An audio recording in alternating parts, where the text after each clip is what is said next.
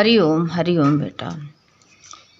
भगवान को चांदनी को ज्ञान देना, चांदनी को ज्ञान देना। चांदनी लड़की थी। एक लड़की की शादी के 6 महीने बाद ही विधवा हो गई।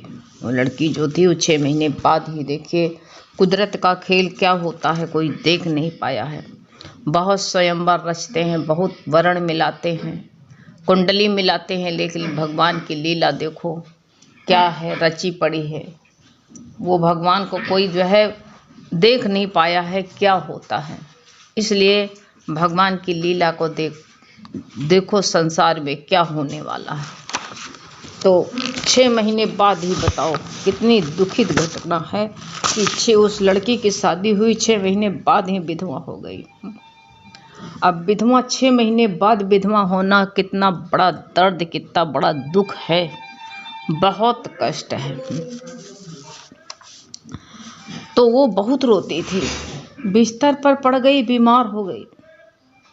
अब इतना उसको सदमा लगा, इतना कष्ट हुआ, बिस्तरे पर पड़ गई, सदमा लगा, बीमार हो गई। अब ये देखो, ये दर्द अंदर का कौन समझता है। इंसान कितनी दूर की सोचने लगता है, क्या होगा, हमारी ज़िंदगी बर्बाद हो गई, अब हमको कौन पूछेगा, हम कहाँ रहेंगे, कितनी कितनी दूर का सोच बैठता है। भगवान कहते आज तक सोचे थे, तुम कितनी कल्पना बनाई थी, तो आज क्या तुमको जो है पूरा हुआ। जो खुशी मिली थी 6 महीने के लिए मिली थी। तो इतनी बीमार हो गई कि वो कुछ ना खाती ना पीती, वो वैसे उपवास पड़ी रहती थी, कुछ नहीं। और उसको ये विश्वास था, वो बार बार कहती थी कि वो पीछे वापस आएगा, मेरा पति आएगा। अब ऐसे समय बीतता गया। भगवान कहते हैं जाने वाला कौन आता है, जाने वाले ना जाते हैं, ना जाने कहाँ कहाँ चले जाते हैं, कोई नहीं जानता। आज दावा जमा के बैठे हुए हैं सब लोग, लेकिन जाने वाले कहाँ जाते हैं कोई नहीं जानता। बार बार वो खाती पीती नहीं है। वो यही कहती थी कि जो है वो वापस आएगा, वापस आएगा। ऐसा उसके भीतर इतना जो है ऐसे समय मिलेगा तो आएगा आएगा आएगा। अब जब ऐसे गुरु भगवान कहते जब ज्ञानी मिले तो जीवन बदला। दादा भगवान के पास गए तो वो कहती थी बार बार कि मैं उसकी मूर्ति बनवाऊंगी सोने की और बना करके पूजा करूंगी। अब देखो कितना इंसान का कितना भरा रहता है अंदर। अरे सोने की मूर्ति बनवाऊं, कहते हीरे की बनवा दो, क्या होता है, लेकिन अंदर दर्द होती है। सोने की मूर्ति बनवाऊंगी, उसकी पूजा करूंगा, वो जरूर आएगा, वो जरूर वापस आएगा। उसके मन में ये भ्रम बैठ गया। वही रात दिन, वही जब तक आएंगे नहीं, खाना नहीं खाएंगे, वो आएंगे, रात में आएंगे, बार बार यही कहती जरूर आएंगे जरूर आएंगे, मैं सोने की मूर्ति बनवा दूंगा तो जरूर आएंगे। अरे लोग समाधि बनवा देते हैं, कौन समाधि के अंदर आता है। बनवा दी तो बनवा दी, नीचे मट्टी में गाड़ दिया, ऊपर से कुछ भी झीरे जड़ा दो, गया तो गया, चला गया तो ये शरीर रूपी संसार से निकल गया। इस संसार में कहते तुझे वापस नहीं आना। संसार में, बाहर के संसार में, ये संसार में आओगे, लेकिन ये देह रूपी संसार में तुमको वापस नहीं आना है। गए तुम यहाँ से, तो वो बार बार यही कहती सोने की मूर्ति बनवाऊंगा और जो है पूजा करूंगी, वो जरूर आएगा, वापस आएगा। ऐसे भगवान ने उसको बहुत प्यार किया। गुरु कहते हैं कुछ बाहर का धन मत देने जो, अगर किसी को कुछ देना ही तो प्यार देना। कोई दुखी है उसको 2 शब्द मीठे दे करके प्यार कर लेना, बस यही सबसे बड़ा उपहार है। दादा ने क्या बाहर की चीज दी, भगवान दादा ने क्या उसको बस प्रेम दिया, बहुत प्यार किया और ज्ञान सुनाया। कभी ज्ञान सूखा भी कोई नहीं सुनता है, दुख पड़ा है उसके पर, लेकिन उसको ज्ञान बताने लगो तो कोई सुनेगा, नहीं सुनता ना। उस वक़्त दर्द रहती है, पीड़ा अंदर भरी रहती, कैसे सुने वो, नहीं सुनता है वो। बहुत उस वक़्त दर्द रहती, दर्द में कुछ सुहाता नहीं है, लेकिन उससे प्यार करके प्यार करा और जो है उसको भगवान ने दादा ने ज्ञान तब प्यार दे करके ज्ञान सुनाया, प्यार से सिखलाया और खिलाया पिलाया। उसे कहते हैं, उसे जो भ्रम था उसे कहा है कि पति आने का वापस आएगा, वो भ्रम भी मिटाएगा। उसको बार बार भ्रम रहता था, यही भ्रम था कि पति वापस आएगा, पति वापस आएगा। वो तो है वो भ्रम निकाला और बताया कि भगवान ही सबका पति परमात्मा है। बार बार दादा भगवान ने कहा कि सबका पति, मेरा भी पति भगवान है, पति परमात्मा ही, और तेरा भी। ऐसे सुनते सुनते सुनते धीरे धीरे धीरे सब ठीक हो गया। ऐसे बताते बताते उसका मन बदला, सब ठीक होने लगा। जब उसका मन बदल गया, ठीक होने लगा, तो दादा ने सोचा कि ये जो है अब जो है धीरे धीरे ये ऐसे ज्ञान की स्थिति पर आ गई है। अब धीरे धीरे ये इसका मन बदलाया जाए, इसको चेंज किया जाए। तो दादा ने कहते उसको जो है भगवान अपने साथ मैथरन आदि जगह पर लेकर के जाते थे तो उसका मन बदला। उसका मन बदलने से, प्रकृति चेंज होने से, वहाँ की एक जगह बिस्तर देखती, कपड़े देखती, तो ये देख देख करके रोना था। तभी तो गुरु कहते हैं कि भगवान की बड़ी कृपा है, ये सत्संग मिल गया।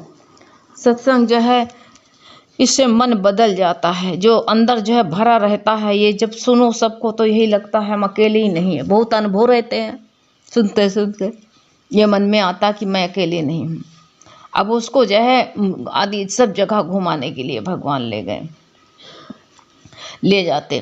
चांदनी ठीक तो हो गई, पर जोड़ों की तकलीफ, उसकी ऐसी बीमार हुई ऐसा कि उसकी जोड़ से टूट गए हो, ऐसे चलने की शक्ति नहीं रह गई। धीरे धीरे अब सब तो ठीक हो गया, उसको भरम तब ठीक हो गया, लेकिन अब वो जो है उसके जोड़ों की दर्द जो थी, जोड़ों की तकलीफ नहीं गई, रह गई। वो कहती थी भगवान मेरा ये भी दर्द ठीक करो। जब बहुत दर्द होता, पीड़ा होती, तो पकड़ के बैठ जाती और कहती भगवान ये भी मेरा दर्द सही करो। तो भगवान दादा क्या कहते हैं? भगवान कहते कि नहीं, हम तुम्हें जो है ये थोड़ा सा दर्द बाकी रख दिया है, ताकि तुम इधर उधर बैठोगे हैं, भागोगे, जाओगे दुनिया में, इसलिए जो हम कहते थोड़ा तकलीफ तुमको बनी रहे। ठीक है, मैं आऊँगा तो तुम घर में तो मिलोगे कम से कम, जिससे तुम घर में रहो, भगवान के भजन में बैठो। और मैं आऊँगा तो कहते हैं जब नहीं दर्द ठीक हो जाएगा तो संसार में भ्रमण करोगे। धक्का खाने के लिए तुम्हें थोड़ा दर्द छोड़ दिया है कि तुम जो है कैसे दौड़, तो कैसा इंसान जब ठीक रहता है तो कैसे भाग भाग के यहाँ चले जाए, वहाँ चले जाए, कैसे उसके मन में भरम रहता है। देखा, दौड़ा भागा, अरे चलो उनसे मिल आए, पड़ोसी से मिल आए, दूसरी कभी हमारी जन्म की पड़ोसी थी, दूर चली गई, चलो वहाँ चले जाएं, हमारे फला रिश्तेदार बैठे, चलो वहाँ। खुरापात इंसान को बैठे बैठे लगी रहती है, घर में बैठे चैन नहीं पड़ता है, चलो वहाँ चलें, वहाँ चलें। तो दादा ने कहा तुमको हम इसीलिए थोड़ा सा दर्द छोड़ रखा है, तुमको छोड़ा है कि जिससे कि तुम घर में भगवान में बैठो, स्थिरता तुमको आए, और नहीं तो तुम इधर उधर जो है ठेले में जाओगे, जहाँ मिलोगे तहाँ ठेले में, मेले ठेले में घूमोगे जा करके, और मैं आऊँगा तो तू नहीं मिलेगी। इसीलिए जो है संसार में धक्का खाने के लिए थोड़ा सा दर्द तुम्हारे लिए तकलीफ छोड़ दिए है। वो समझ करके वो जब ये उसके समझ में आ करके रखा, कहा कि हमारे समझ में आ गए, दादा ने हमारे लिए इतना थोड़ा रखा है। जब समझ करके इतना, तो वही कहते भगवान उसको बहुत प्यार करते थे हैं।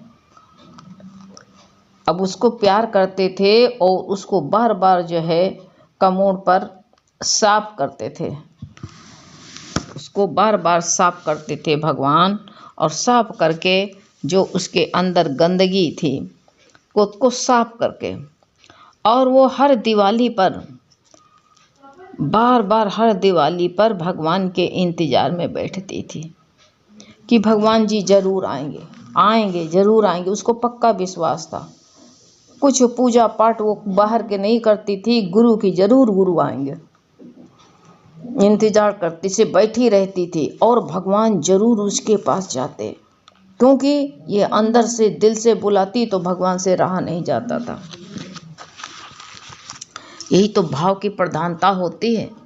तुम्हारी भाव कैसा होता है, कभी तुम भाव करके देखो। जब भी जिसके लिए तुम्हारा भाव होता है उसको अंदर से तुम कभी कभी किसी को याद कर लो और देखो तुम्हारे सामने मिलेगा तो क्या कहोगे, अरे सच बात हम तुम्हारी याद ही कर रहे थे, क्योंकि अंदर का वाइब्रेशन पहुंचा, तार पहुंच गया। तार ही न टूटा हो तो दूर से बात हो जाती, दूर के दूर हो, बहुत लंदन में इंसान बैठा हो लेकिन उससे बात तुरंत हो जाएगी। देखो आज का समय कैसे आया, लिंक जुड़ जाता है मोबाइल से, लैपटॉप से, बिल्कुल सामने ऐसे लगेगा हम लोग पास पास में बैठ करके दुख सुख सब बतला लेते हैं। जो दर्द रहती, जो सुख रहता, दुख रहता, सब कह लेते एक दूसरे से। यहाँ तक देखो आज के मोबाइल में ऐसा हो जाता है कि ये भी पूछ लेते इस सब्जी में किस चीज़ का तड़का लगाएं, माँ से पूछ लेंगे। आजकल तो जो है उसमें देखो गूगल में जाओ वो बता देगा इसमें। तो आज तो गुरु कहते कितनी इजी जिंदगी, तुम अकेले हो नहीं, सब तुम्हारे साथ में है, कोई अकेले नहीं है। तो वो भगवान तो जो है बिल्कुल जाते उसके पास में। एक दिन भगवान को कहते चांदनी को ले करके कहीं ज्ञान सुनाने के लिए ले गए। अब भगवान संत कहाँ जाएगा, जहाँ भी ले करके जाएगा तो ज्ञानी के लिए तो ले जाएगा कि वहाँ बैठ करके सारी संगत का थोड़ा सा एकांत में बैठ के साधी संगत होगा, सत्संग होगा। यही तो होता गुरु। संत महात्मा क्या करते हैं, यही करते हैं। एकांत ही के लिए तो चाहे वो घर से बाहर के एकांत चुनते हैं, ऐसा स्थान चुनते हैं कि जहाँ पर ज्ञान मिले। तो ले करके ज्ञान सुनाने के लिए वहाँ से ले गए भगवान। अब ले गए तो रास्ते में कहते चांदनी को भगवान ने कहा कि लो सेब खाओ। वो बोली रास्ते में कैसे खाऊं, अच्छा नहीं लगता है। गुरु भगवान कहते हैं, भगवान कहे कि जय तुम लोक लाज सब त्याग दो, जो गुरु कह रहा है वो कर लो। वही सामने हमको दुनिया को नहीं देख, हम दुनिया को देखने बैठे जाते हैं ना। गुरु कहते क्यों देखते हो दुनिया की तरफ, भगवान जो तुम्हारे सामने हैं। जरी जाए अखियाँ सांवरे को छोड़ जो गोरे का देखें तो। संत क्या कहते हैं कि मेरी आँखियाँ जर जाएं जो भगवान को छोड़ के दूसरे को देखने बैठे। मेरा सांवरिया से प्यार करती थी, उसी से उसका तार जुड़ा रहता था। तो कहती थी कि हमारी आँखियाँ देखें तो सांवले को ही देखें और किसी को ना देखें, अगर किसी को देखें तो मेरी आँखियाँ जल जाएं। अब गुरु कह रहे हैं सेब खाओ, लेकिन कह रहे हैं हमको लाज लग रही। और कैसे हम लोग बहाना बनाने लगते हैं। तो और गुरु कहते हैं हम जो तुम नहीं करोगे वही हम करवा कर रहेंगे, प्रकृति भी वही करवाएगी तुमसे। तो कहते कैसे खाएं, अच्छा नहीं लगता है। ऐसा कह करके वो और फिर एक बहाना वो बना दिया, अच्छा नहीं लगता। फिर बोली छुरी तो नहीं है, काटे बिना कैसे खाऊं, इसको खाया बिना काटे कैसे, कितना। अरे गुरु कह रहा है मुंह में कट कट के दांत भगवान ने दिया है, खाओ, क्यों तर्क करते हो। जहाँ कोई चाकू नहीं रहता है तो भगवान ने देखो कितनी बढ़िया चाकू दी है औजार, दांत से कुछ भी। अगर दांत ना होते तो चाकू से तुम कितना पीस लेती, और पीस पीस के कितनी चीज़, कोई चीज़ का स्वाद भी ना पाती, पीस पीस के पीती रहती तुम। लेकिन भगवान ने ऐसा कहा कोई चाकू छुरी नहीं है। देखो नाखून भगवान ने दिया है, अगर जो है तुमसे काम ना हो रहा हो कोई, देखो चाकू नहीं ती रहती है, कोई भी बहुत से सामान होते हैं नाखून से, लहसुन छील लेते हो, प्याज छील लेते हो, आलू छील लेते हो, वैसे नाखून से उबली हुई आलू चाकू की ज़रूरत नहीं है। जहाँ पर कच्चापन रहता है वहीं चाकू की ज़रूरत रहती है। ऐसे हम कहते हैं अभी कच्चे हैं ना, तो गुरु से तर्क कर रहे हैं, बोल रहे हैं कि छुरी बिना कैसे खाऊं। भगवान कहते ठीक है, देखो अब ठीक हो गए हो ना, तो तुम ऐसे बोलने लगी हो, ठीक है अच्छा। तो वही कहा। अब वापस आ करके घर में आ गई जब घर में आई तो बोली अब सब लोग मिल करके सेब खाते हैं। तो भगवान भी क्या करेगा, उल्टा चलने वाला। भगवान ने कहा नहीं, जहाँ से तुम आई हो, जहाँ पर जो है, जब घर में आने से क्या है, भगवान ये बर्दाश्त नहीं कर सकते हैं कोई तर्क करे। तुम यहाँ कहते हो घर में बैठ करके खाएंगे, भगवान ने कहा नहीं, उसी जगह खाना है जहाँ तुम ठुकरा के आई हो, जिस जगह का निरादर करके आई हो। तुम दूसरे को तो कहते हो कि जो है दुनिया निहारते हो, तुम भी तो निहार रही हो। दादा ने कहा सेब खा लो, तो दुनिया निहार रही हो कि दुनिया क्या देखेगा। गुरु दे रहा है तो भोग लगा लो। उसका मुंह है, वो हंस रहा सा बगल वाला, तो हमारा क्या जा रहा, वो हंस रहा ना, ठीक है। एक और भगवान तुम्हारा लाख लाख शुक्राना है कि ये ज्ञानी तो आपका सुन के हंसने लगा, चाहे जैसे हंस रहा हो, लेकिन ऐसे तुम कह दो ना। तो कहा नहीं, वहीं खाना है, चलो। अब भगवान जो है जहाँ से आए थे उनको वहाँ भगवान वहीं ले जा करके और जो है बिना काटे खाना पड़ा, वहीं पर जा करके जहाँ वहीं खिलाया। भगवान ने कहा तुमको अभी से झुका दे, फिर अभी से जो है जा करके खिलाया। और ऐसा भगवान मन की शुद्धि, जिद्दी जोपन होता है, स्वभाव बदलते हैं। स्वभाव बदलने के लिए ऐसा किया था कि तुम्हारा स्वभाव बदले। आज तुम जो है मनमानी करो, आज मेरा कहना नहीं मान रही हो, कल भी ऐसे तो करोगे, कल भी तुम तर्क करोगे कि नहीं ऐसा नहीं, ऐसा भगवान ऐसा होना चाहिए। तर्क करने का जहाँ कैंची चलती वहीं भगवान जो है उसके गुरु कहते हैं तुरंत ही हाथ काट देते हैं कि कैंची चलाने के लायक न रहो। बुद्धि चलती, कैंची चलती, सब हटाओ। इसलिए गुरु कहते हैं कि जो है दादा भगवान का कितना सुंदर वचन है, जीवन में उतारो। कैसे कैसे तपस्या करी प्रभु ने, और तपस्या करके आज हम लोगों को ज्ञान दे करके निहाल किया। ये भगवान की कृपा नहीं तो और क्या है, ये महायोगेश्वर की कृपा है। दादा भगवान के जितने गुण गाए जाएं उतना ही थोड़ा है प्यारे। हमारा लोगों का सौभाग्य है कि दादा की गाथा मिल रही है। हरि ओम बेटा, हरि ओम।